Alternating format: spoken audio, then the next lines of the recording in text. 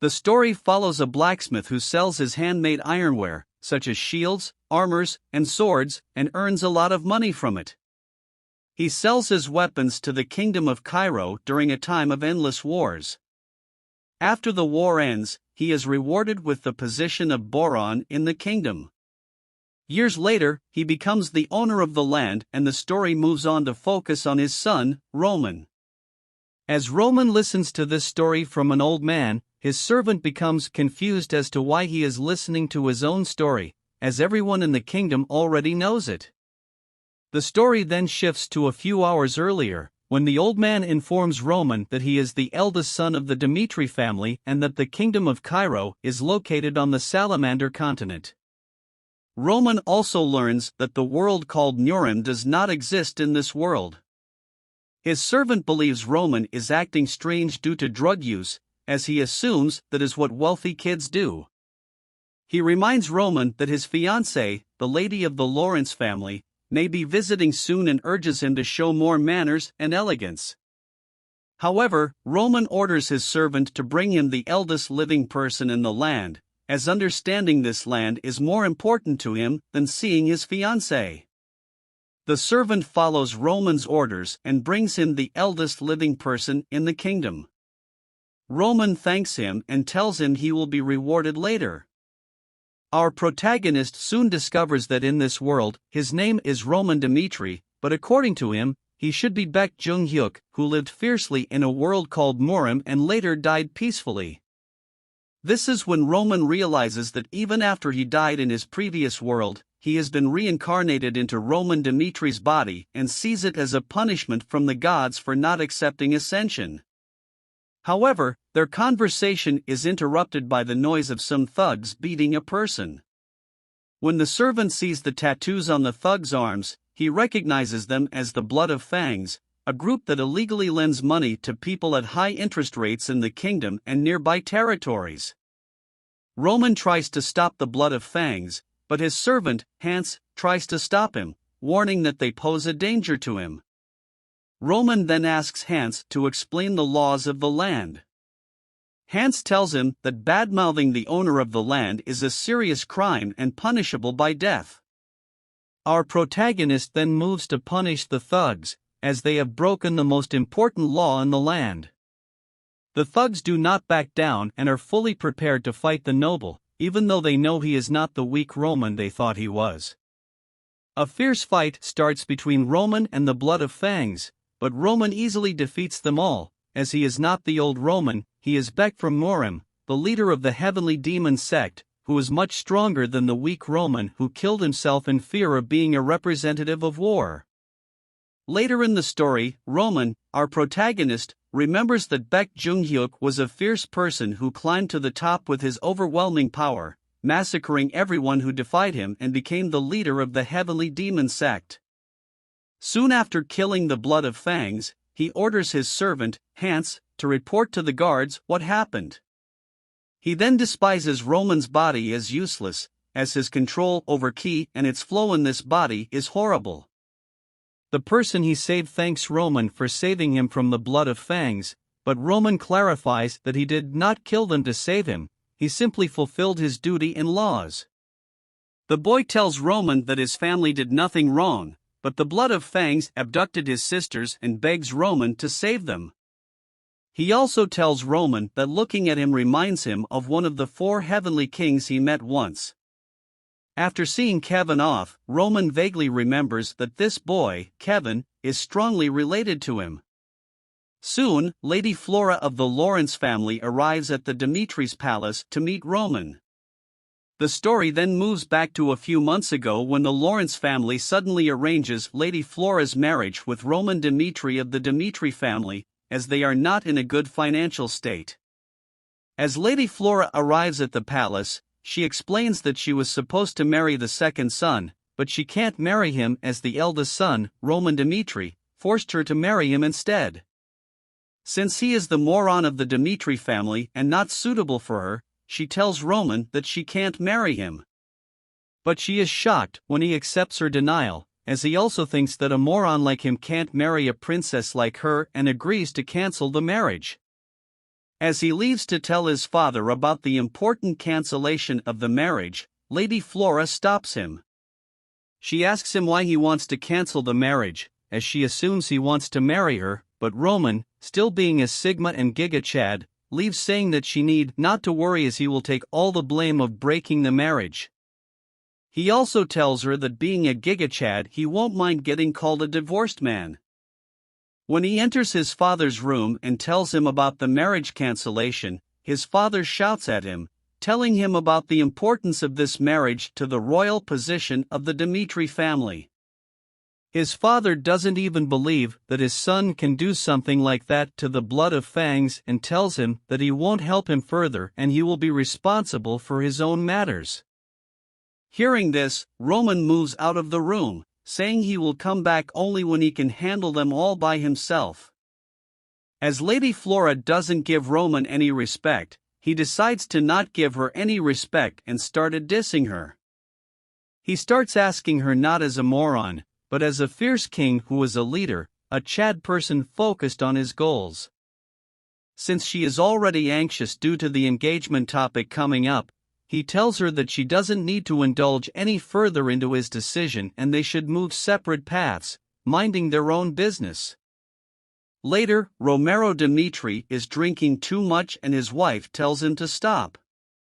He feels guilty for his behavior towards his son Roman and tells him to save Roman. They need to ask Captain Jonathan, so Romero Dmitri calls a servant to bring Captain Jonathan to his kingdom as per his order.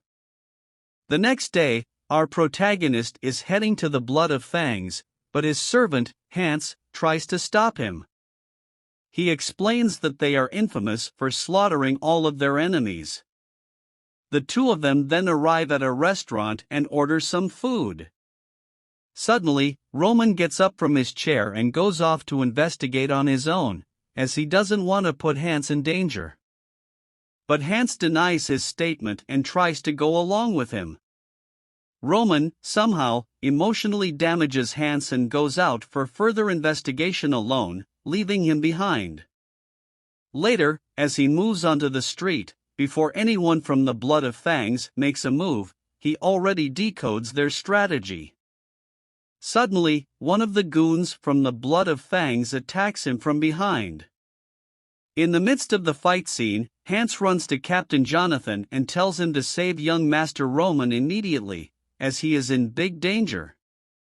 Meanwhile, Roman one-handedly kills the attacker and grabs his knife. He then provokes other members of the Blood of Fangs to try and kill him. Meanwhile, Jonathan and others are laughing over Roman's stupid behavior and despise him as the weakest of the weak. But since it is the order of the king, Captain Jonathan tells the army to get ready and, with Hans, moves out to where Roman is solely fighting the Blood of Fangs. On the other side, the other two members of the Blood of Fangs, being provoked, run to their death trap. Roman kills one of them and leaves the other one. He then tortures him by stabbing a knife into his leg to get some clues out of him. Soon, he went to a bar after getting some clues of keywords used by the members of the Blood of Fangs. He speaks in those keywords, making everyone cautious. He doesn't want to waste a single minute as everyone charges at him.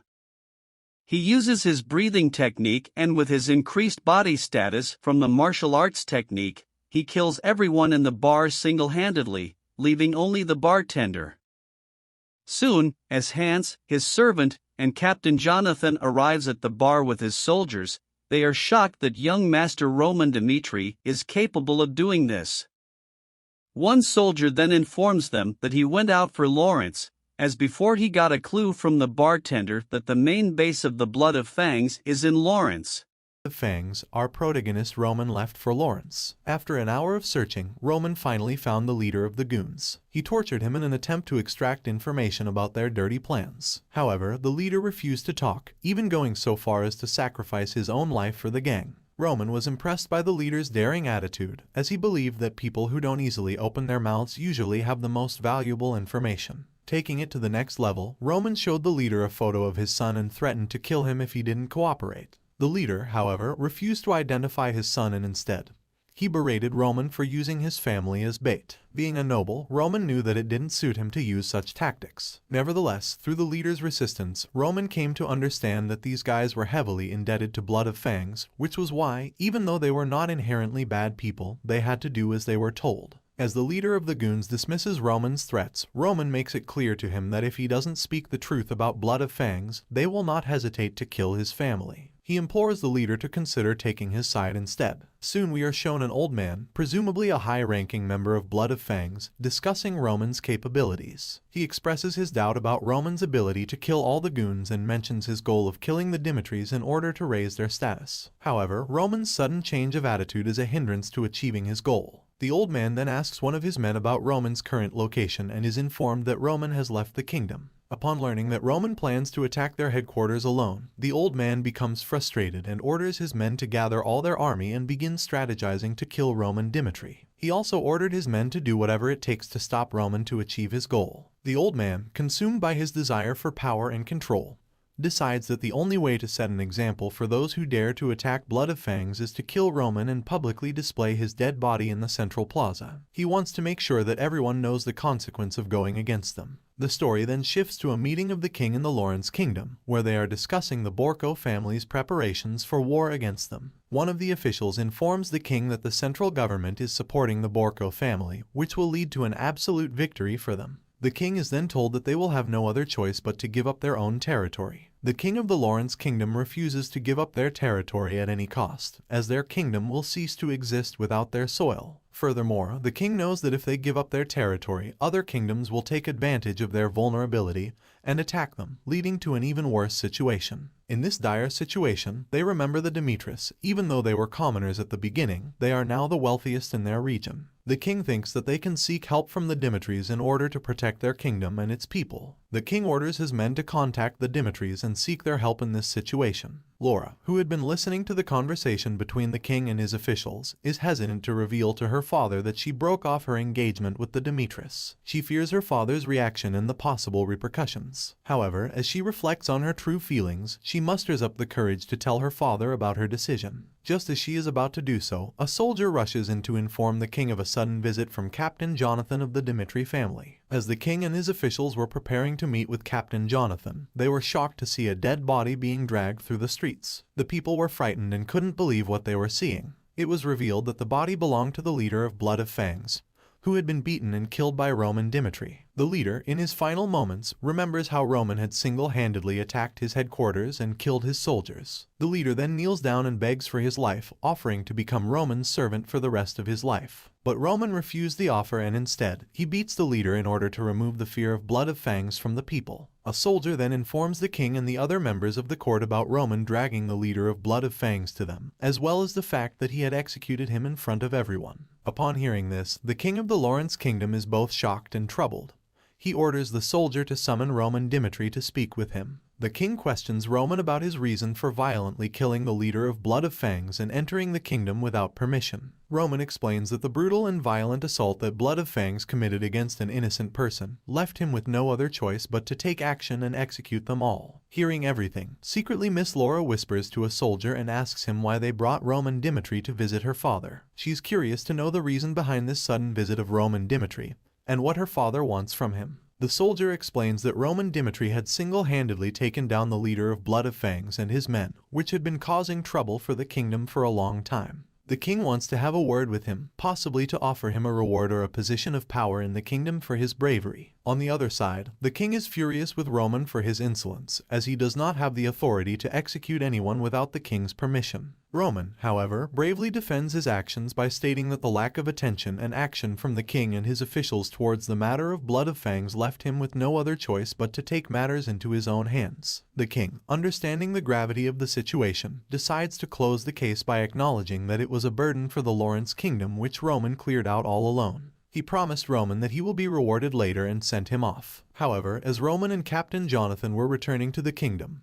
Captain asks Roman why he went that far in taunting the king, which could have led the kingdom into danger. Roman explains that he did what he had to do to protect the innocent and to ensure the safety of the kingdom. As the story unfolds, Heavenly Demon imparts some harsh wisdom to his son Beak, telling him that in order to prove himself worthy of becoming king, he must rule over all the people and not fear death, as his father can simply create another son if one were to perish. However, Beak's resolve is put to the test when a man comes along and starts beating him, mocking him for his perceived weakness. Despite his best efforts to defend himself, Beak is badly beaten and left to nurse his injuries. In the present world, Roman is resting in the bath, cursing his own body for its frailty. Heavenly Demon knows that it would be dangerous for him to just wander around without understanding the customs of this new world, and decides to defy the body of Moron, as being Roman is proving to be too tiring. Captain Jonathan arrived at King Romero's chambers, bearing news of his son, Roman. The captain informed the king that Roman had undergone a sudden transformation,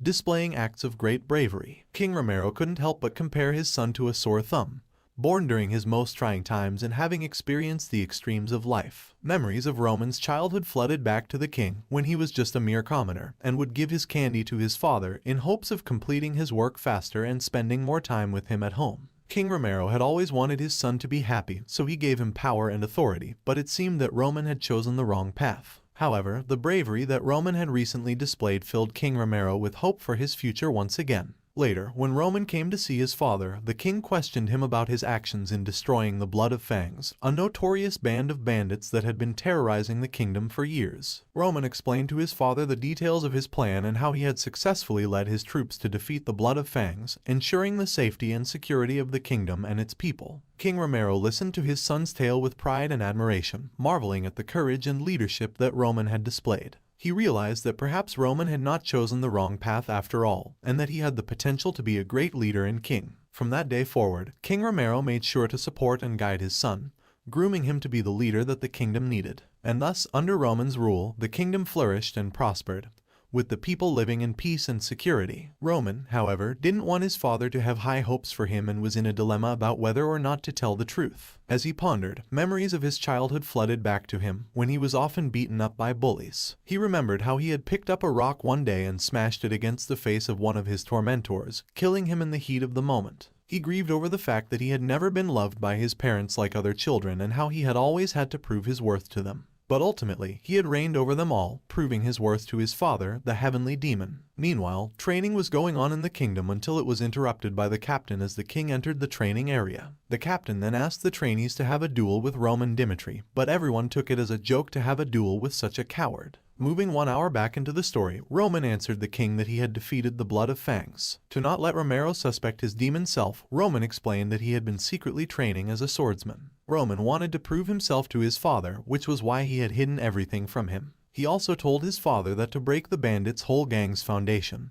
he had abducted their leader from their headquarters. Thinking about his son's bravery, careful decision-making skills, and abilities, King Romero was impressed with his son. The king then asked Roman to do him a favor and show him his true swordsmanship, the skills he had trained for secretly. King Romero truly wanted to see his son's true skills with his whole heart. Coming back to the present, none of the trainees wanted to volunteer as they were afraid of being kicked out if they won against the prince. But Captain Jonathan had a different opinion. He wanted someone with the best skills to spar with Roman Dimitri to not let the pride of the knights down. So he chose Chris, the vice-captain of Dimitri Knights, as the one suitable to duel with Roman Dimitri. But Chris, having a pathetic and miserable image of old Roman, didn't want to have a duel with him because he believed that old Roman couldn't fight. However, since the captain of the knights had ordered him, he was left with no choice but to fight him. But, taking advantage of old Roman's perceived weakness, Chris asked for swords in the duel. As soon as the fight started, Roman blocked Chris's sudden attack, shocking him. Chris, being a swordsman, didn't hold back and charged at Roman with his sword, trying to beat him. But Roman dodged the attack smoothly, giving Chris no room to think. Roman told him that it was indeed a good warm-up for him and that now it was time for a real fight. Roman attacked Chris, pushing him into a corner and forcing him to resort to only defensive skills against Roman.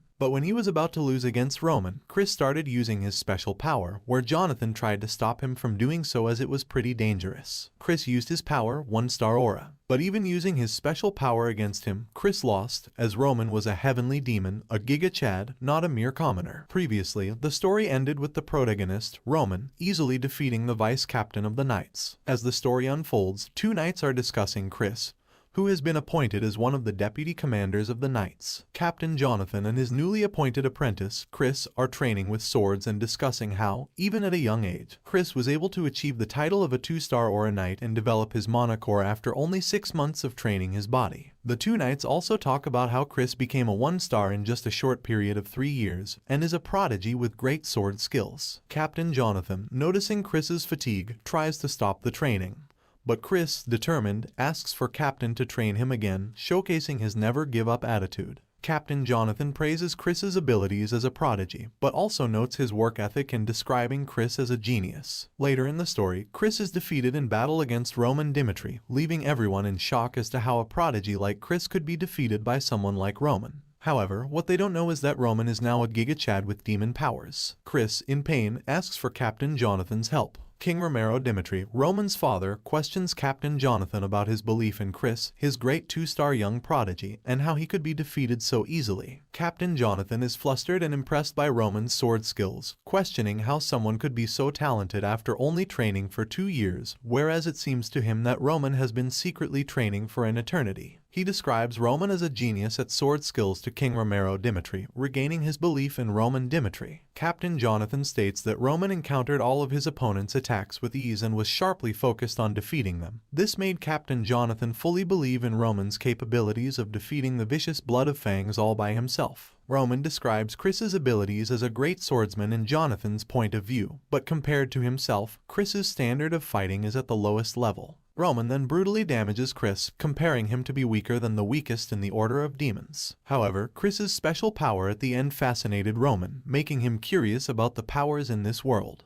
On the other hand, his father, Romero Dimitri, is proud of his eldest son and describes him as a genius at sword skills. King Romero Dimitri calls Roman and tells him that his thinking about his future and accomplishing something for his own betterment made his father happy and proud. Romero Dimitri wants to give his son a reward befitting for Roman's accomplishments as a genius swordsman. Roman, taking advantage of this moment, asks his father to send him to war in the next 6 months. Romero asks him if he wants to get enlisted out of the war, but Roman denies it and tells his father to give him the authority to select his own team for the upcoming wars. Romero, shocked at his request, tells him to think about it again calmly. But Roman, being our determined protagonist, tells him that he will be going all by himself. Hearing this, King Romero declares that no one will interfere in his decisions. Roman asks for one more thing from his father, and due to his sudden growth, King Romero allows him to ask for anything. The clever demon inside of Roman asks to let Chris teach him the skill called Aura. Soon, Chris is talking with Captain Jonathan about how shameful he feels for losing against Roman, even after using the Aura. Captain Jonathan states that, even though he wants to decline the request, he cannot, but he can give him an offer. He wants Chris to teach him the Aura technique and keep an eye on Roman's sudden transformation from being a poor swordsman to a great one. The captain tells Chris that if he successfully completes his task,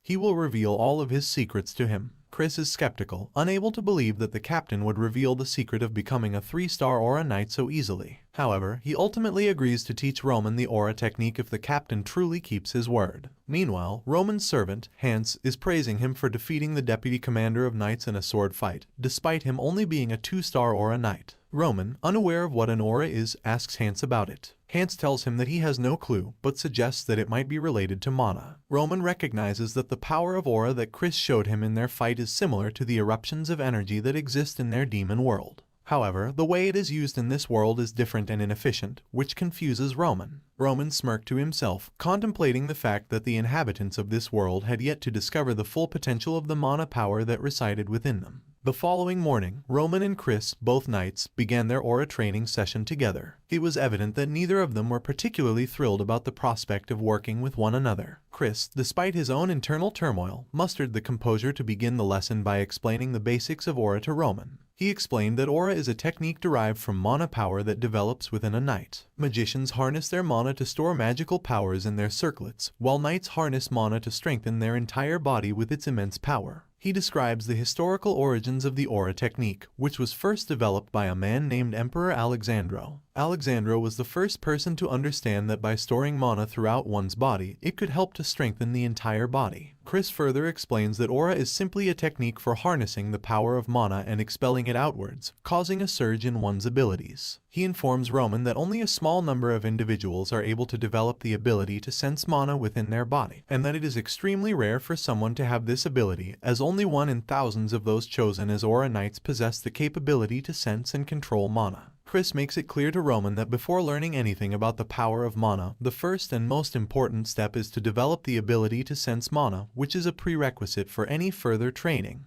He taunts Roman by saying that it took him only 6 months to develop this ability, and that it may take Roman years to achieve the same level of mastery. Roman, not wasting any time, interrupts Chris and reveals that he already knows how to sense mana. Chris contemplates that it will not be an effortless task for someone like Roman, who has been perceived as intellectually lacking, to accomplish both winning a match and mastering the art of sensing mana. Nevertheless, Roman starts to cultivate his ability to sense mana with his heavenly demon powers, which he is already well acquainted with. Roman is resolved to comprehend the power of mana within himself in an honest and fair manner, as it is done by the inhabitants of this world. Chris imparts to him that the key to sensing mana is to focus on the rhythm of one's breath and concentrate on a single point in the body. He guides Roman that by doing so, he will be able to learn about the aura technique and, if successful, become a 1-star aura knight. As Chris is explaining the various ways in which aura can be manifested in weapons and the body to Roman, he is taken aback when he sees Roman generating a substantial amount of aura while boasting about his knowledge of mana. Roman ponders over the shortcomings of the usage of Kai in the present world, as compared to its utilization in his Murim world.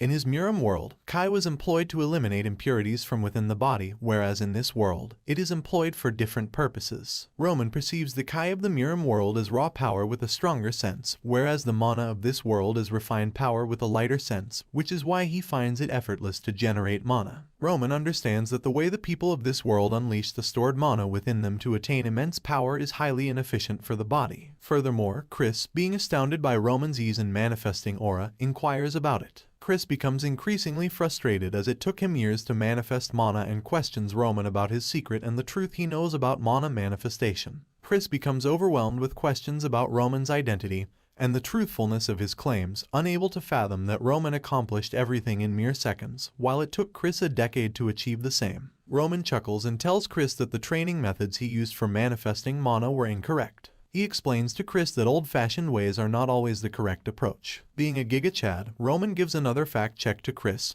who was always fixated on his goals and never doubted the training methods, and his unwavering belief in Captain Jonathan. Roman does not blame him for following the methods and putting in hard work, but not questioning the methods is a foolish thing as it is not smart work. Roman reminisces on his past life and compares it to the criticism he received from his father and others. Believing in Roman's facts, Chris requests him to reveal the secret behind achieving mana manifestation in a short period of time. The scene then shifts to a war where Beak, the heavenly demon, has defeated a certain man who is kneeling on the ground. As Beak asks for his retaliation, the person denies and admits his defeat. He has never seen such a strong personality with such strong Kai ever before. The person, like Chris, asks Beak the secret to becoming stronger like him. This rekindles memories of deja vu in Roman's mind as he compares that guy to the present world's Chris, who is also doing the same. This excites the heavenly demon or our protagonist Chad Roman Dimitri, who finds it intriguing, and the story continues. As the scene changes, a man who conquered the blood demon sect under one command is shown. This man also begged Beak for the secret of his great power, the heavenly demon. The two men are now fighting for control of the demon sect. However, Beak easily defeats the man, causing him to fall to his knees. Roman recalls how the man did not hold back his shame and begged him to teach the secrets of his greater power. With this, Roman compares Chris to the man he defeated in the past. Roman, being a Chad, denies giving Chris any secrets, making Chris even more anxious. Roman tells him that the best advice he can offer is that the methods of training he followed were inefficient. Roasting him, Roman says that even his life choices were wrong, and if he wants to find a solution, Chris needs to focus on observing Roman Dimitri's actions and learn from them. Roman tells Chris to observe him in the battlefield in 6 months, and if Chris manages to focus on him for a decade, Roman assures him he will surely find an answer to his problem. Moving on, Chris sits dejected in his room, reflecting on the shame and harsh feedback he received from Roman Dimitri. He remembers how everyone praised him for sensing mana in just 6 months, and how the captain also praised him after he became a genius 1-star aura knight after only 3 years. But compared to Roman, who accomplished the same feat in mere seconds, Chris feels more traumatized. He recalls Roman's words that his training methods were inefficient, and how his lack of questioning them amused Roman. Remembering his defeat, Chris musters up his courage and decides to do as Roman said. Soon, Chris goes to Captain Jonathan's place and tells him that he will become a subordinate of Roman Dimitri, and follow him onto the battlefield to become even stronger. Captain Jonathan knows something must have happened between Chris and Roman, so he questions Chris about it. For a moment, both of them stare at each other intensely. Will they fall in love? Seeing Chris's determination and understanding that he must have thought it through before deciding to follow Roman onto the battlefield, Captain Jonathan allows him to leave the Dimitri Knights and follow him, only requesting that Chris protect Roman Dimitri at all costs while he achieves his goal. As Chris departs from his position as vice captain of the Dimitri Knights, Captain Jonathan remembers his past and sees a little boy crying hard over his dead mother, who was killed in the battlefield. Captain Jonathan, understanding Chris's capabilities and his sad past, thanks him for being willing to go with Roman Dimitri. He tells Chris that with his presence, Roman Dimitri can no longer be called a moron. The captain emphasizes that Chris needs to be well prepared for the battlefield. He tells Chris that in order to survive the chaos of the battlefield, he needs to have a secret weapon of his own making. Captain Jonathan encourages Chris to follow Roman Dimitri and learn from him, but also to develop his own unique skills and tactics to become an even stronger warrior. Chris thrives with excitement and happily agrees to follow his master. As the scene changes to a restaurant or a bar, where some people are still not complimenting Roman's brave achievements, calling him a half-assed idiot who couldn't defeat the vicious blood of fangs all by himself. They even blame the Dimitri Knights, accusing them of planning everything to make Roman Dimitri succeed. During this demeaning of Roman, Kevin hears it all and gets shocked that Roman defeated the Blood of Fangs all by himself, as he pleaded to Roman. Kevin remembers that Roman only defeated the goons from the Blood of Fangs with a single branch, and that he is fully capable of defeating them all by himself, because he believes in his young master Roman. Kevin asks himself if Roman Dimitri did all of this because he requested him to do so, keeping his word. But as Roman is a noble, why would he go that far for someone like him? Thinking this, Kevin praises Roman. Meanwhile, the owner of the shop shouts at him not to daydream and do his task immediately. Moving on, Kevin still can't let it go, thinking that he also wants to be stronger like Roman, and fight for his people like Roman Dimitri did, even being a noble. While he thinks about getting stronger like him, Kevin believes that if he can meet Roman once again, he can surely get some tips from him. As if his thoughts were heard, Kevin finally bumps into Roman Dimitri coming from the front. Seeing Roman Dimitri suddenly, Kevin can't believe his luck and drops the carton of potatoes on the ground. Excited Kevin, not knowing what to say, questions Roman about why he is there. When Kevin comes to his senses, he kneels down in front of Chad Roman Dimitri, showing him gratitude for saving his family from the vicious Blood of Fangs. Roman tells him that it's not important, what's important is Kevin's health and how he has been in the meantime. Kevin replies that the Blood of Fangs no longer threatens them, and with the help of his servant, Hans, he found a fitting job that allows him to feed his family. While Kevin shows his gratitude for Roman defeating the Blood of Fangs, Roman tells him that what's coming next will blow his mind.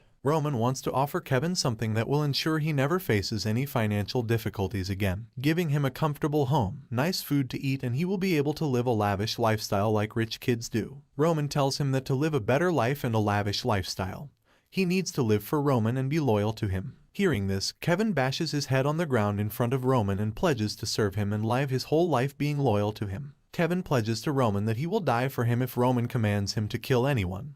He will do so as per his command. Kevin tells Roman that as long as Roman protects his family from danger, he can control his life as per the needs. Roman sees that Kevin has shed his blood for pledging his life, which reminds the heavenly demon of a crazed stallion from his past life. Roman describes that the crazed stallion was a guy who would fight against hundreds solely on a single command of his master. Roman praises him for not giving up until he finishes the job his master gave him, which amazes them, naming him the crazed mayor. Seeing the devotion of Chris and Kevin, our Chad Roman is amused, thinking that it is worth investing his time on them. Further moving on, after taking Kevin to the palace with him, Roman tells his servant Hans to take good care of him and give him a tour of the castle, leaving Kevin in Hans's hands. Roman tells Kevin if he needs any help, he can visit him anytime in the library. Upon visiting the library, Roman starts learning about the Aura Knights from a book called The Path of an Aura Knight. As he reads, he finds out that in order to become an Aura Knight, one first needs to manifest aura, becoming a 1-star Aura Knight. To become a 2-star Aura Knight, one has to cut steel using aura power, and the intensity with which he cuts the steel will determine his rank. Once you reach the 3-star Aura Knight position, you will be treated as a higher command in the kingdom, just like Captain Jonathan. Roman further reads that there exists a 6-star Aura Knight in the Salamander Kingdom, but no one has ever heard of the existence of a 7-star Aura Knight. Even the top knights with aura power haven't reached the level of a 6-star aura knight. Roman compares the power level of Chris, a 2-star aura knight he fought, to that of Captain Jonathan, a 3-star aura knight, and concludes that they are only at the level of a second-class fighter. Roman wonders what the class of a 6-star aura knight might be, as it is known that achieving a 6-star rank as an aura knight means no longer being a normal human, but instead existing as a demonic figure. Roman learned about the immense power of a 6-star aura, which is so powerful that the flames from their blades flow over meters of distance, making an impact that a normal human is not capable of in this world. Roman reads that only 12 people in the world possess such immense power as to have achieved a rank of 6-star aura. These 12 individuals are considered on the level of royalty, regardless of their race or nationality. Due to their formidable powers, these rare 12 individuals with 6-star aura are famously known as the 12 Blades of the Continent. After gaining information about the aura and ranks of knights, Roman praises the 12 Blades as the strongest, as they have reached this legendary level even without efficiently utilizing Kai energy, which requires talent to do so. Roman also learns about magicians, similar to the Archmage in his past world. Archmages are warriors who have reached the 7-circle rank in the demon sect. Roman describes them as half-man, half-god walking disasters who can strike fiercely. Their single strikes can level the earth and cloud the skies, and with their enormous numbers, archmages can easily overpower 6-star aura knights. Roman is curious about the concept of magic, which only exists in the present world and not in the world of Murim. As the story progresses, Roman's servant Hans takes him to a workshop that was previously used by the old baron. Hans explains that the workshop is highly secure and even air cannot enter the place. Roman finds the workshop suitable for his training for the battlefield and instructs Hans to let him train there for the next week without any food or other supplies and to not let anyone enter the place. Roman makes it clear to Hans that if it is not extremely dangerous to his own people, no one should disturb him, or else Hans will be held responsible. Hans agrees to Roman Dimitri's command and leaves the workshop, allowing Roman to train in peace. Roman sits on the floor of the workshop and concentrates on harnessing his Kai energy. He reflects on how he has only been able to manifest a small amount of mana until now, but in order to use the powerful magic of his heavenly demon self as he did in the past world, he must start with the first step. Roman begins to enchant the first step of Heavenly Demon Magician and unleashes his power as a human. As he concentrates, he removes the impurities present within his mind and body. As he focuses his mana power throughout his entire body, Roman begins to bleed from his mouth, nose, and ears as he expels a large amount of impurities present in his body. Roman wants to regain all the strength he had as a heavenly demon in order to live his whole life in this present world and to protect his people. Roman explains that the first step, called human, is only the beginning of regaining the strength of a heavenly demon. As the week passed, the Dimitri family received a visit from King Viscount Lawrence and his daughter, Ms. Flora Lawrence, of the Lawrence Kingdom. The king asked a servant for Roman Dimitri's whereabouts, but the servant replied that Roman was occupied with important business. King Lawrence decided to wait for Roman's return while also apologizing to the Dimitri family for any mistakes made. The story then flashes back a few hours earlier in the Lawrence Kingdom, where King Lawrence learned that Flora and Roman had ended their engagement without informing him. Flora, with her head down, explained to her father that during her last visit to the Dimitri family, she had ended her engagement with Roman and was unable to follow her father's orders. Even though she tried to force herself, Flora could not marry someone she did not love and respect. Upon hearing this, King Lawrence was filled with anger and shouted at Flora, unable to understand how his wise child could make such a decision. He exclaimed at Flora, asking how she could do this after knowing the current condition of the Lawrence Kingdom, which was in danger of an upcoming attack from the Borco family that could cost them their territory. King Lawrence was scared as the Borco family was preparing for war and the Lawrence Kingdom was in heavy danger. He knew the importance of having the Dimitris by their side as they were the only ones who could fight the Borco family, which is why Flora's marriage with Roman Dimitri was so important for their kingdom. Ms. Flora, on the other hand, tried to defend herself by saying that the Lawrence Kingdom could not win by fighting on its own without the help of the Dimitri family. However, King Lawrence denied this, knowing that the Borco family was supported by the central government, which would lead to the Lawrence Kingdom losing its territory to the Borcos. King Lawrence reflected on the fact that the central government approving the Borco family to take loans without any returns was suspicious, and this was not just a war between families, but nations would be involved on a large scale. King Lawrence, frustrated by his daughter, told her that the Borcos would take everything from them, their land, honor, and even the beautiful Ms. Flora, famously known as the Flower of Lawrence. After getting a long lecture from her father, Ms. Flora now calmly thought over the issue and tried to set aside her pride of being the Flower of Lawrence for the sake of her kingdom. On the other hand, Hans grew anxious as Roman Dimitri had not come out of the workshop, making King Lawrence and Ms. Flora wait from morning until sunset. While Hans was thinking of how to get Roman out of the workshop, suddenly the gate of the workshop opened. Hans was shocked by the restless expression on Roman's face, indicating that something had happened to him. The scene then shifts to King Lawrence, who has determined that his daughter, Flora Lawrence, must marry Roman Dimitri in order to save their kingdom from an impending danger. Despite feeling uneasy about forcing his daughter to marry without love, King Lawrence sees no other option. He grapples with the moral implications of this decision, feeling guilty for potentially causing his daughter harm. Determined to confront Baron Dimitri himself, King Lawrence storms into the room where he is working and berates him for making their guests wait so long. King Lawrence's frustration boils over as he shouts at Romero Dimitri, accusing him and his family of being cruel to their guests. He never imagined that the Dimitri family could have been so heartless. King Romero, hearing King Lawrence's complaint, asks if he had made an appointment to meet him. King Lawrence retorts that Baron Romero never responded to their request a week ago, leaving him with no other choice but to come without an appointment. Baron Romero, unfazed by the complaint, coldly asks King Lawrence if he had anything else to say. King Lawrence, disappointed by the Baron's attitude, explains that he had come to share his frustration over waiting for half a day.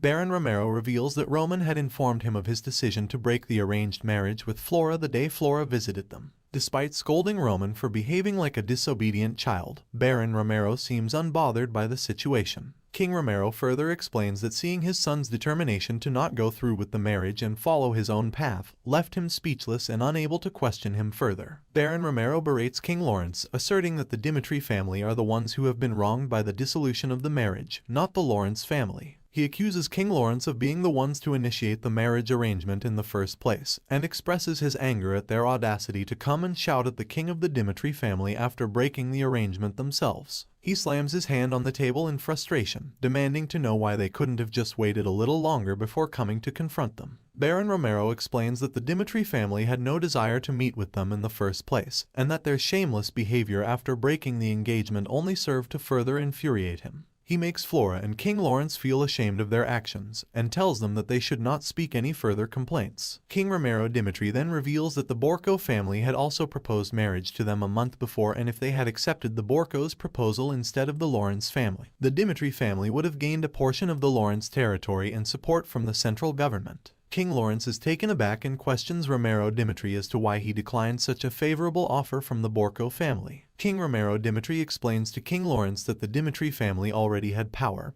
and wealth, and therefore saw no need to accept the Borco's offer. He goes on to say that his personal liking of the Lawrence family was another reason for declining the offer. Baron Romero tells King Lawrence that despite Roman's feelings for Flora, the flower of the Lawrence family, they still decided to face the Borco family's anger in war rather than accepting their offer. After hearing this, King Lawrence feels guilty for his behavior and regrets shouting at King Dimitri out of anger. He acknowledges that as a king, he should have maintained his composure. Baron Romero Dimitri, disappointed with King Lawrence and Flora, tells them that even if Roman and Flora were not a good match, they should not have underestimated the powerful Dimitri family. When Roman added the Dimitri surname to his name, he became a respected prince in the eyes of all. As King Lawrence scolds her, Flora is reminded of her past, when she was a student at the academy. She came from a small, insignificant family, the Joels, who were looked down upon by the other, more powerful and wealthy royal families. One day, when a young Joel broke a vase at the academy, a punishment committee was formed to discipline him for his small mistake. Flora, watching from the sidelines, felt empathy for the poor kid as his mistake was not a significant one.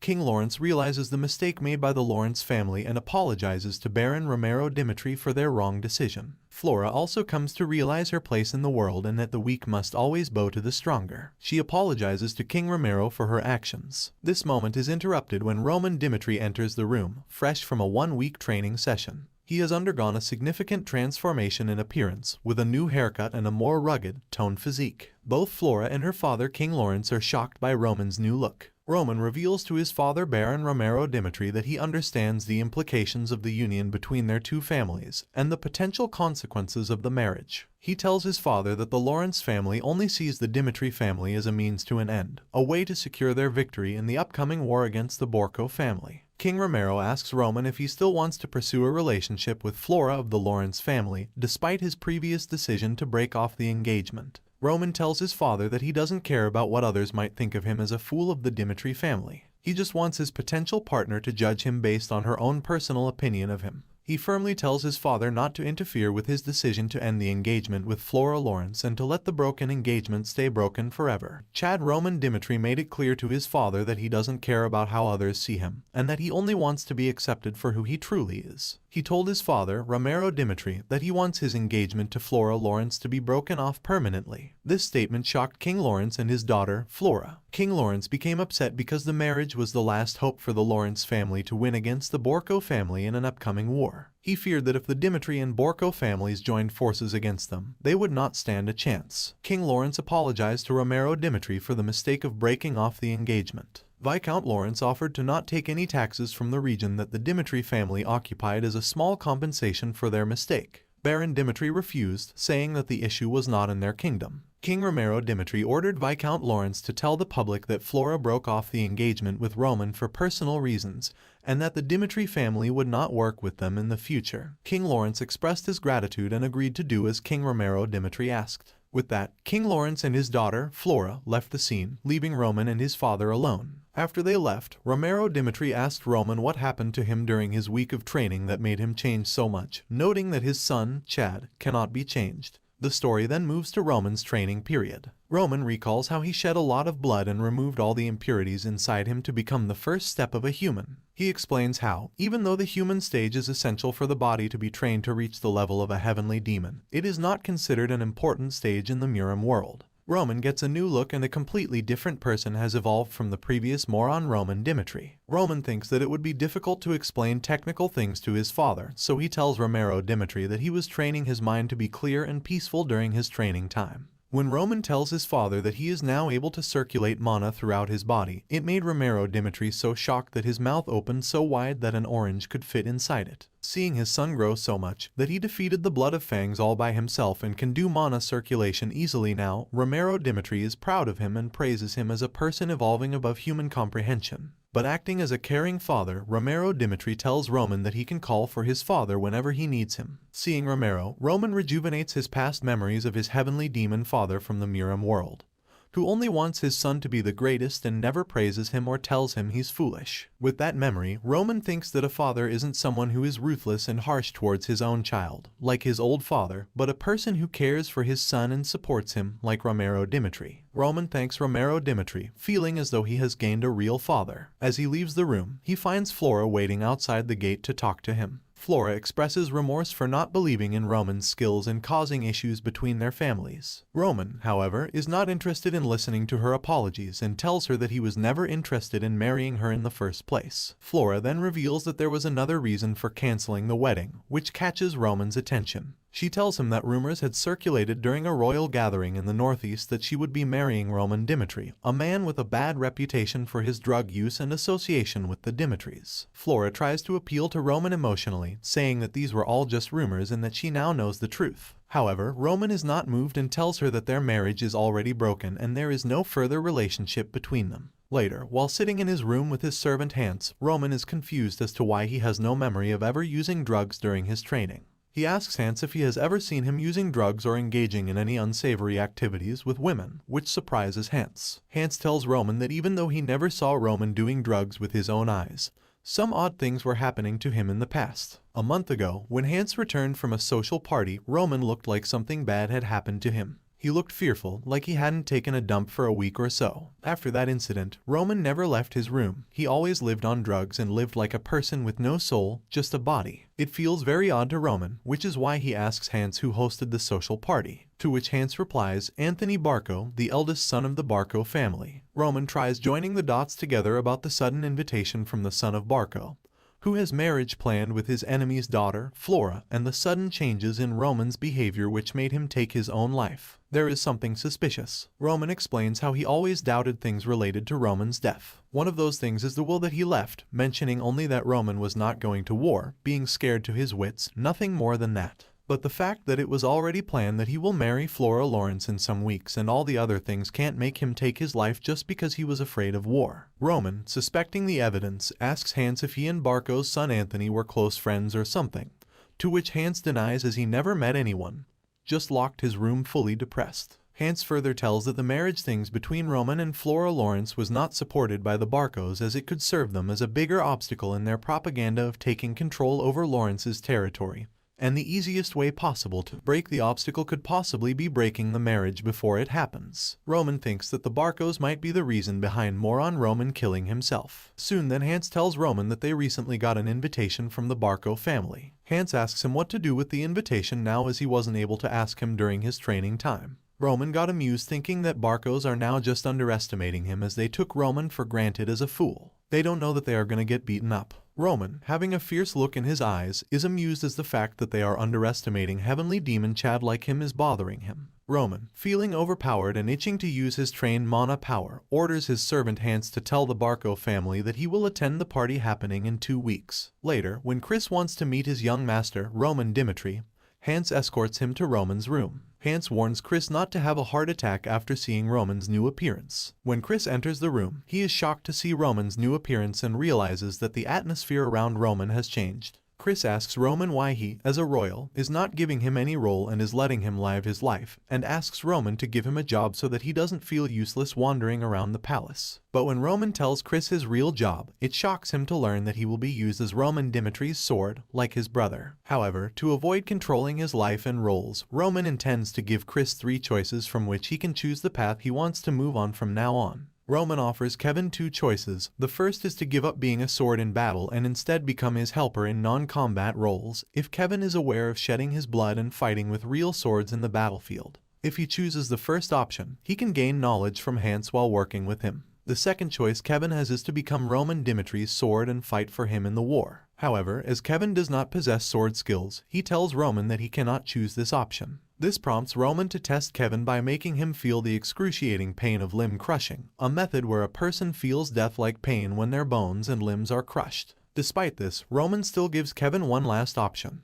which is to wield the sword and cut off his own hand as a demonstration of his ability to endure pain. Roman remembers how a mad demon who lay on the streets was able to reach the heavenly stage of becoming one of the 4 heavenly kings, only with his will. Roman looks intently at Kevin and asks him for his choice, in order to gain insight into how Kevin will handle this situation. Kevin's role in Roman's upcoming war strategies will be decided by Kevin alone. In this difficult situation, Kevin reflects on his past, remembering how he was born in an old house outside the Dimitri castle that could have broken at any time, and how he had to work hard from a young age to survive in a harsh world. He also remembers how bandits took everything from him, even after he put his life on the line to collect money for his family. However, Kevin finds hope in the overwhelming strength he felt when he first met Roman and, with this in mind, decides to take the last option given to him, cutting off his own hand, in order to become stronger like his young master Roman. Without considering the future, the focus of the story shifts to Chris, who is confused about Roman's sudden departure for a week of training while he decided to follow. Roman's sudden move leaves Chris questioning his own decision. Eventually, Chris meets Hans and asks for Roman's whereabouts, but Hans informs him that Roman is currently engaged in a private conversation with Kevin and no one is allowed to enter the room. Chris becomes even more confused when he hears Kevin scream in pain and faints on the ground. In this scene, Roman appears heartless and cruel, but what could be the reason behind his actions? Please share your thoughts in the comments. Later on, Hans is shocked when he sees the bloody sword and realizes what has happened. However, Roman tells Hans not to worry as long as the blood on the sword does not belong to him. Roman then explains that he used his power, known as the charm of the illusion demon, to create an illusion that made it seem like Kevin cut off his hand. In reality, Roman had actually slightly cut Kevin's hand himself before the illusion took effect, in order to reduce the amount of blood lost. Roman thinks about Kevin's bravery and strength, knowing that if the illusion had not worked, Kevin could have lost his hand. The following day, Roman begins teaching Kevin the mana enhancement technique in the palace workshop. Knowing that they only have 6 months until the war, Roman warns Kevin about the dangers of the technique, explaining that it was kept in the main house treasury and used by the mad demon he had mentioned before. The technique, called the Soul Spirit God technique, consumes the soul of the user, allowing them to wield extraordinary power even in the face of immense pain. Despite the risks, Roman realizes that Kevin is capable of learning the technique. As Roman explains the potential of the technique to Kevin, He notices that Kevin is more interested in him than the technique itself. Suddenly, Kevin asks Roman why he trusts him so much, knowing that he is just a commoner. He even wonders if he might betray Roman after learning the technique. Roman considers Kevin's question and starts to answer, but then decides to put it off and asks Kevin to get some rest before their next session. In his mind, Roman recalls how the mad demon had asked him a similar question in the Miram world. Roman warns Kevin not to sabotage or betray him, as he will face the full wrath of the heavenly demon. Roman leaves with a devilish glint in his eye and a smirk on his face, leaving Kevin to contemplate the weight of Roman's words. The next morning, Roman begins Kevin's training for the upcoming war, focusing on helping him develop his mana sensing abilities. While Kevin and Roman are immersed in their training, Chris sits by, growing increasingly bored and frustrated with just watching. Chris wonders why only Kevin is getting the training, while he has to sit idle. He can't comprehend why Roman, whom he calls Chad, is teaching swordsmanship to a stranger like Kevin and not giving him any attention.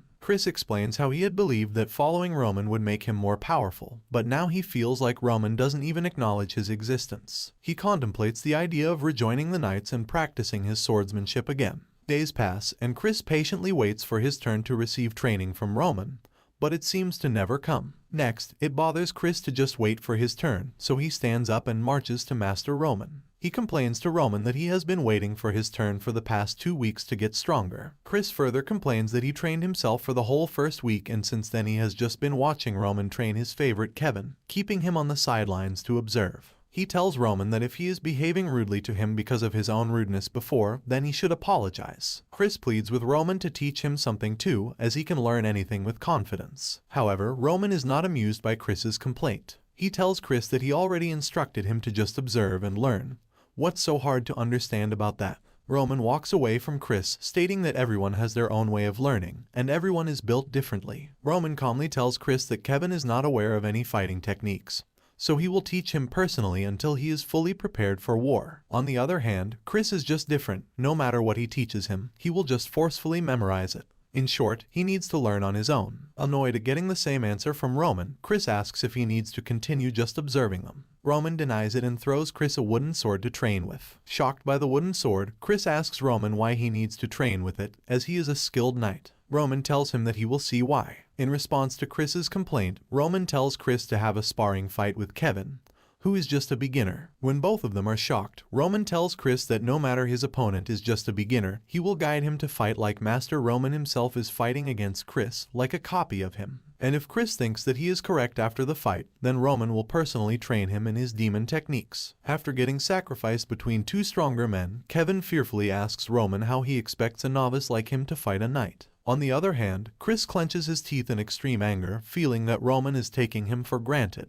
However, determined to show his true worth as a prodigy and not just a pushover, Chris accepts the challenge, and the spar between novice Kevin and prodigy Chris begins. Kevin still feels afraid and asks Roman if sparring with a 2-star knight is too much for a novice. Roman reassures Kevin that he knows he is at a disadvantage, but he will not lose anything from the spar, rather he will benefit. Roman tries to instill some confidence and anger in Kevin by reminding him of stronger people like Bloodfang who have ruined his family through violence. Roman gets angry at Chris and asks him if he is just going to sit silently when someone oppresses him. Fired up by Master Roman's fiery and truthful words, Kevin feels the urge to fight against 2-star knight Chris. However, seeing Kevin's confidence, Chris gets even angrier at both Roman for considering him lower than a novice and Kevin for feeling superior to him, thinking he might win against him. Chris doesn't hold back, even if Kevin is a newbie, and moves towards him with full strength. Filled with overconfidence, Chris strikes Kevin with his wooden sword, pushing it with all his might, thinking how can a newbie like Kevin defeat him. With a single powerful strike, Chris flicks Kevin, not holding back. Kevin falls to the ground, taking a hard hit from the 2-star knight Chris. As the fight commences, Roman reminds Kevin to be prepared with his sword in order to defend against any surprise attacks. Just as Roman had warned, Chris launches a surprise attack at Kevin at the beginning of the fight. However, Kevin doesn't disappoint Roman and successfully blocks the surprise attack with all his might. Roman then instructs Kevin to move aside and strike Chris's chest when the opportunity arises. Even as he falls from a hard hit, Kevin does his best to follow his master's guidance. Despite his efforts, Kevin fails to defend against a stronger attack from Chris and falls to the ground. Undaunted, Roman encourages Kevin to stand back up and not give up. It is then that Kevin realizes that the voice in his head guiding him throughout the fight is none other than his master, Roman. Roman teaches Kevin a technique called sound conduction, which enables them to communicate using mana power without making a sound. Kevin is amazed that such a technique is even possible with the power of mana. At that moment, Roman urges Kevin to prepare himself and give it his all. This time, Kevin successfully dodges Chris's attack, leaving Chris in shock. At that crucial moment, Master Roman instructs Kevin to step back and deliver a direct hit to Chris's left chest. With newfound confidence, Kevin follows his master's instructions and throws Chris on the defensive. However, Chris proves to be a formidable opponent and manages to create a gap for his next attack by catching Kevin off guard. Kevin, now in pain, wonders if he had made a slow swing that caused him to miss the right opening. Chad once again comes to Kevin's aid and instructs him to block the incoming attack from Chris. Thanks to Roman's guidance, Kevin successfully evades another attack from Chris. However, his slow response time leaves him vulnerable and Chris lands a direct knee to his face, causing Kevin to fall to his back with a thud. While Kevin berates himself for his poor performance, Chris surprisingly praises him for holding his own against a seasoned opponent. Roman understands that Kevin still has a long way to go before he can match Chris's skill level, as he is not yet able to respond effectively to his master's commands. Suddenly, something surprises Roman as he watches Kevin stand back up, even after being beaten by Chris. Amused, Roman can sense that Kevin is beginning to understand the essence of the fight. Kevin realizes that Chris has been following Roman's assumptions all along. He criticizes his own body for its slow response time to Roman's ultimate instructions. However, Kevin is amused as he realizes that Roman is not controlling him but instead controlling Chris like a toy, predicting all his next moves. Despite taking another straight hit to the face due to his mistiming of Roman's commands, Kevin does not give up and continues to listen to his master's instructions to save himself. Chris becomes confused as Kevin avoids all of his critical attacks, even after Chris tries his best to strike him down. Chris still thinks that this might all be a coincidence. Meanwhile, Kevin realizes the true skills of his master, Chad Roman, thinking that even the greatest genius, Dimitri Knight, cannot hold a candle to young Master Roman. Kevin praises Roman and pledges to himself to serve him like a god, blindly following his lord's commands. He even prepares to become Roman's sword with his stronger unique willpower. However, Kevin's condition worsens as Chris warns him that if he insists on fighting with his worn-out body, he must be prepared to sacrifice one of his body parts. Kevin's laughter in response to Chris's warning and overconfidence amuses both Chris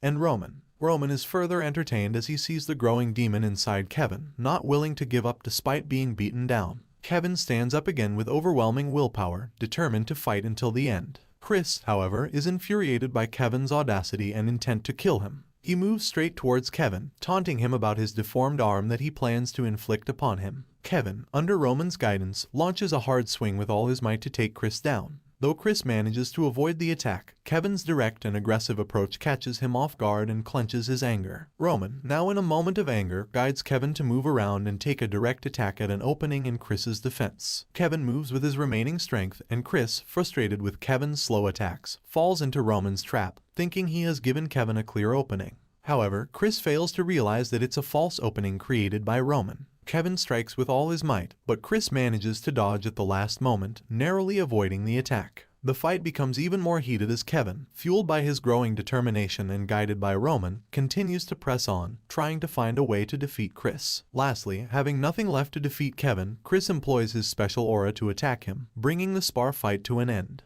After declaring Chris the clear winner, Roman approaches the defeated Kevin and offers him personal training if he desires. Roman leaves the decision to Chris and accompanies Kevin to receive medical attention. Later, in his room, Chris feels foolish for fighting Kevin and realizes that he not only wasted his time but also lost in the end. The last move made by Kevin haunts him, as he realizes he made the same mistake when fighting the Chad Roman himself. Chris even considers that without his previous spar experience with Roman, he may not have defeated Kevin without his aura. Ultimately, Chris chuckles at his foolishness, understanding what Roman meant by observing them as he gained power from just one experience. The following day, Roman asks Chris if he wants to train or not. To his surprise, Chris declines the offer and instead accepts to learn by following Roman's lead. Chris believes that he has become stronger just by sparring with Kevin, as Kevin effectively countered each of his critical hits. Chris even commends Roman for seeming to toy with him while actually instructing him and teaching Kevin at the same time. Hearing this, Chris praises Roman as a great leader with a superior realm than even Captain Jonathan. Chris now understands what Roman meant by observing him and is filled with stronger motivation, pledging to follow Roman until he surpasses him. Roman feels happy with this decision and continues to train Kevin in the heavenly sword technique. A week passes, and it is now the day of the Barco's social gathering party. Before proceeding directly to the gathering, let us take a moment to review the events that occurred beforehand. Approximately 1 week prior to the gathering, several individuals were discussing the broken marriage of Roman Dimitri and Flora Lawrence. It is widely believed that the Lawrence family was responsible for the dissolution of the marriage due to their failure to properly scrutinize the intellectual capacity of Roman Dimitri. Many feel that Roman is a greater fool than the rumors suggest, as it is highly unexpected for an engagement to end so abruptly in the midst of an impending war. In contrast, some maids have been spreading rumors that Roman, despite his perceived foolishness, managed to defeat the vicious blood of Fang. However, one maid dismisses this claim as mere propaganda concocted by the Dimitris in an attempt to cover up their embarrassing disengagement. During the gathering, the son of Viscount Barco, Anthony Barco, inquires of the waiter whether Roman will be in attendance as per the invitation. The waiter confirms that they have indeed received the participation letter from the Dimitris. Anthony, a man of lavish lifestyle and attitude, appears to be eagerly anticipating the party. Returning to the day of the gathering, Roman wears a thoughtful expression as he questions Hans about the necessity of donning a fancy royal party attire. Hans, who takes great care of Roman and has provided him with appropriate attire for his first official gathering, shares a wealth of information that Chad appears uninterested in. Sadly, Hans senses that Roman may not wear the attire he has selected and resorts to emotional blackmail, gazing intently into Roman's eyes until he finally succumbs to wearing it, having been won over by Hans' endearing persuasion. As the scene shifts, a fully armored Chris becomes increasingly bored waiting for Kevin to arrive for their departure. When Gold Kevin finally apologizes for his tardiness, explaining that he is still not fully prepared for a larger armor, Chris sighs at his foolishness for wearing armor that is too big for his body. Despite feeling annoyed by Kevin's lack of common sense, Chris takes the opportunity to impart some important information to him. He informs Kevin that they will be serving as the Royal Liege's escorts and will also be representing the Dimitris. Chris cautions Kevin against making any forbidden mistakes, and Kevin readily assures him that he fully understands the importance of not doing anything to tarnish the family's reputation. Kevin then flatters Chris by addressing him as Sir Knight. Upon arriving at the party palace, a great deal of rich and luxurious food is being served while the high-headed guests are flaunting their wealth. The ladies present are avoiding each other while displaying their queenly attitudes. Once again, people are talking about Roman's shameless attendance at the Barcos' party after breaking off his engagement with Flora Lawrence, even though the Barcos were the first to propose the marriage to Flora. Even the women present continue to refer to him as a moron. All the wealthy young men are discussing Roman, and when one woman asks what kind of man he is, a man disrespects Chad by calling him a moron with no visible status. Meanwhile, the morons themselves are making fun of the legend. Suddenly, an old man announces the arrival of the eldest son of the Dimitri family. As Chad Roman moves through the room with his beautiful aura, it leaves the mouths of his detractors hanging open in disbelief. Their opinions are completely reversed when they witness the heavenly transformation in the stature of the moron. Some even refuse to believe that it is possible. As everyone is in shock, a beautiful lady named Sophia of the Grisel family introduces herself to Roman. Believing that Roman would not have heard of her family, Sophia explains how her father, Baron Grisel, dedicates everything to the kingdom of Cairo, despite their family not being prominent.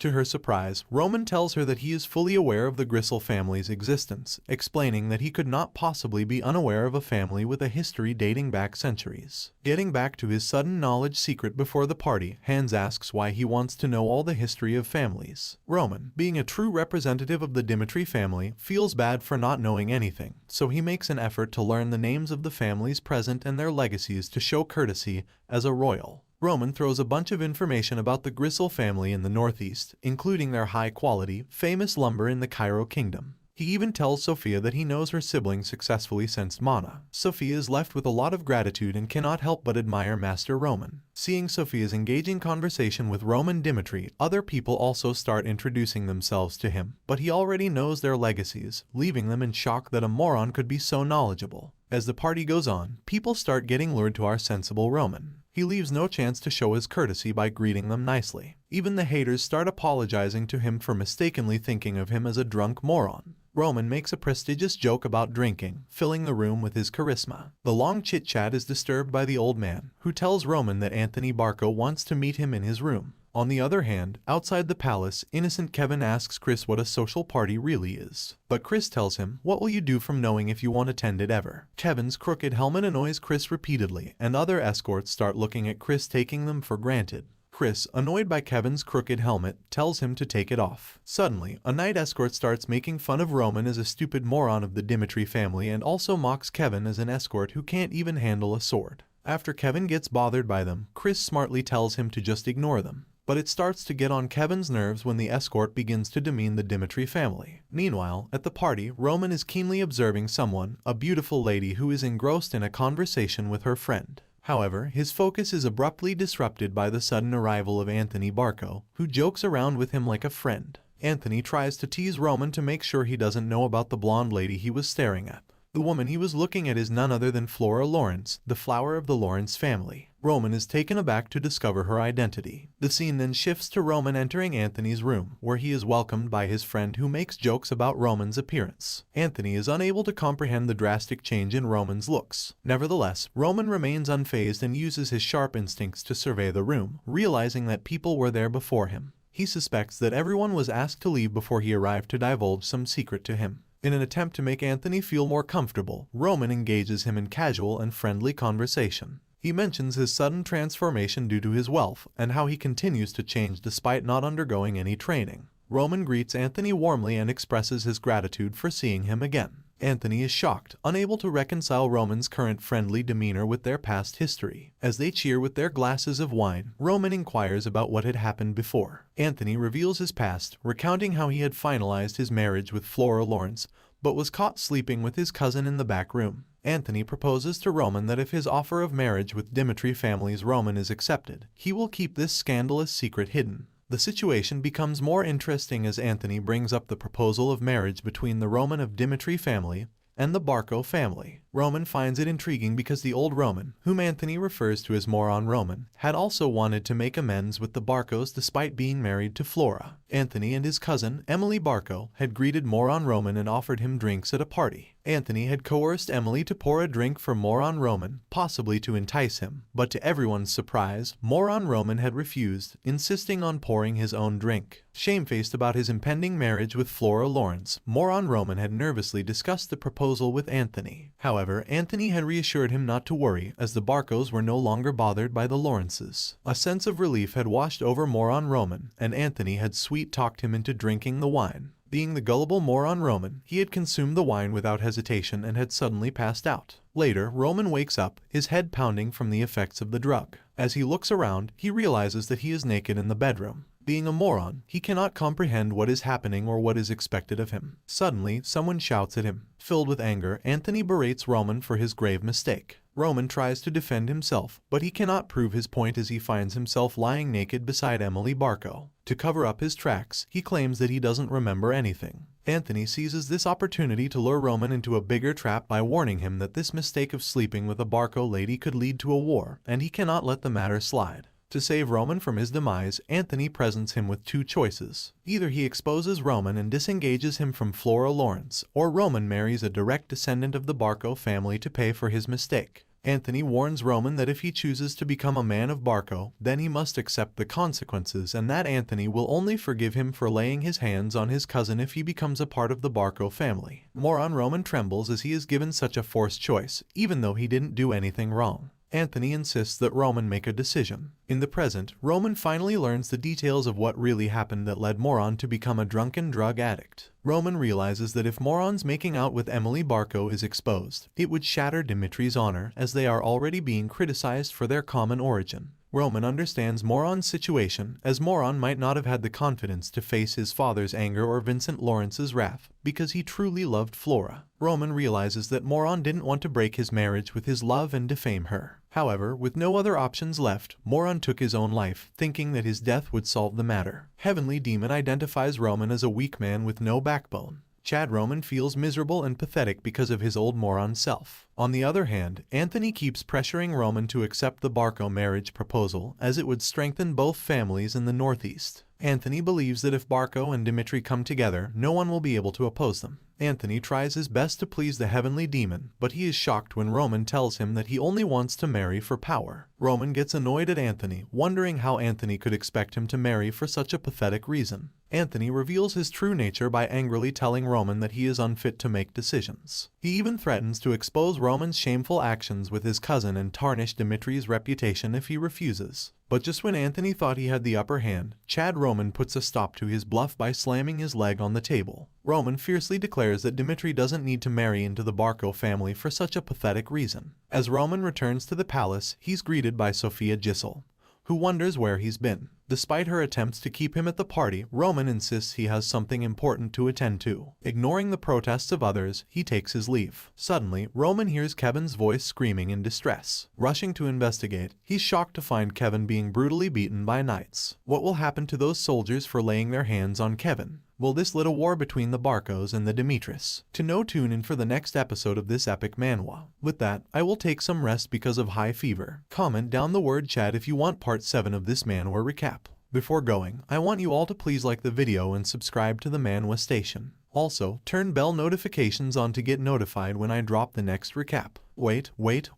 Guys, I have a humble request. If anyone wants to support me in this work, as I don't earn anything from YouTube yet, I want some support from you guys. If you want to support, you can join the channel and become a member to enjoy exclusive perks and get to watch the next recap a day before its release. Thanks for watching. I will see you in the next video.